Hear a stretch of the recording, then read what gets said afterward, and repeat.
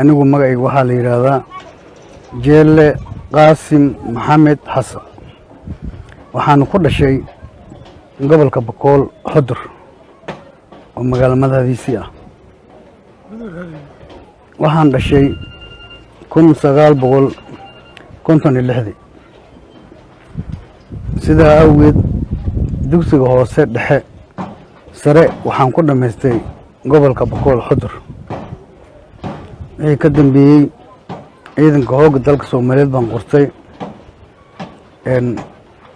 waxaan ka mid ahaa raggii guday ka qayb galay dagaalkeedii 77kii Jeelle waraabin jiray degmada Buurtiile oo markaa la magacaabay 22 bishii Juun 2004 baa la keenay adiga ilaa Xasan iyo Bar ma degmada xukumaay ka dambeeyay Islaam Maxamed Allah narisad waa dhintay ba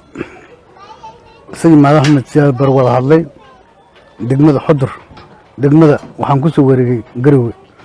baan ku soo wareegay ilaa dhicitaankii kacaanka Soomaaliya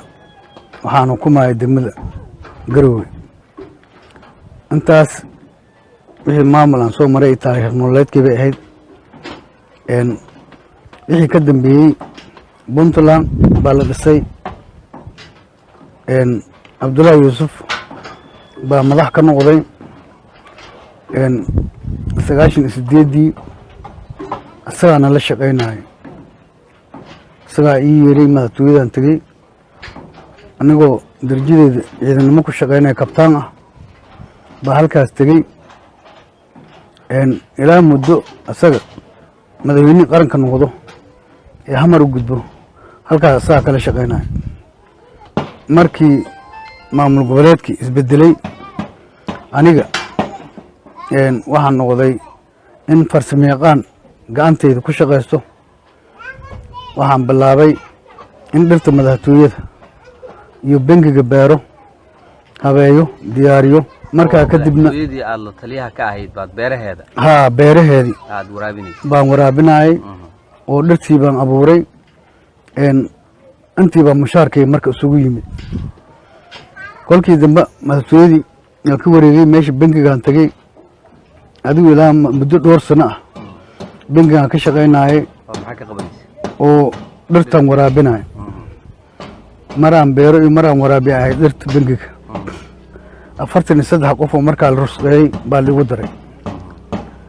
oo la yiraahday gurigaaga markaas ka tag oo wax xuquuqana aan lagu sheegin wax xuquuqana leema sin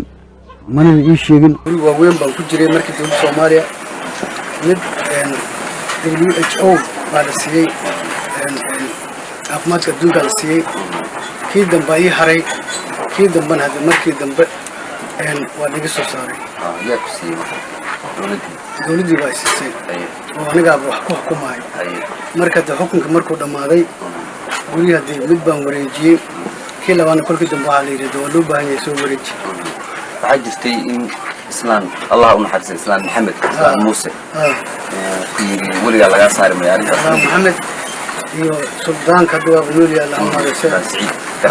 meesha ugu yimaadeen carruurteedii waxay arkeen anigoo meesha joogno وإذا نقول كان ولا هو أسكت الجنانسة وحكى صار كرم الجيران الله نرسل تزانك وابد انتهي تزانك مركب انتهي وربع كله سقطوا بابا للجنوب والملكي جيل الملكي بوس الملكي